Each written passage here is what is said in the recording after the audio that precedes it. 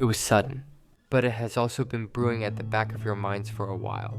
She tells you her decision to leave. This day has finally come. You do not want to suppress your emotions, so you decide to find a room where you can bawl your eyes out.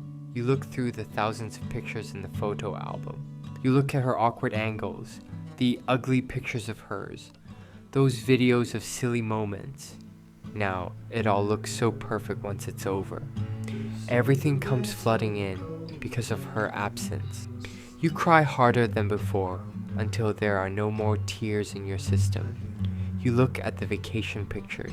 You see just how happy you were, and you think you will never ever be loved like this ever again. You thought you had the world back then.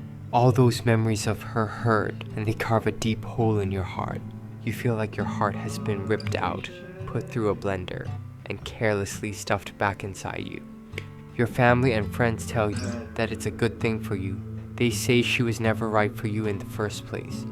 They tell you to move on, or that there are many fish in the ocean, but they know nothing of the mental support she gave you when you are at your lowest.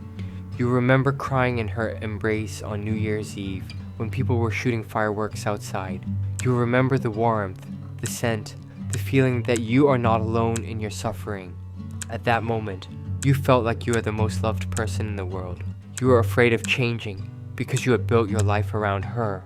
She was your emotional home, and now you're homeless.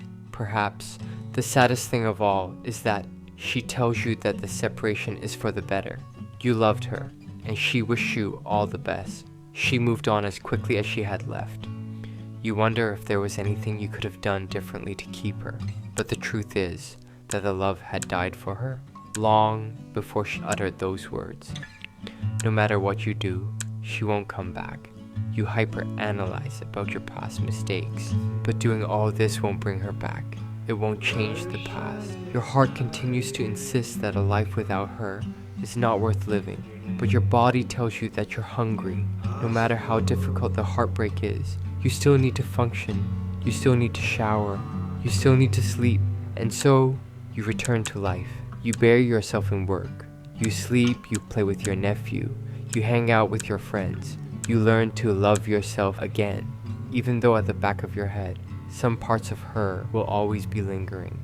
The ghost of her still haunts you. However, as years pass, the voice of her ghost grows fainter until it becomes barely a distant whisper.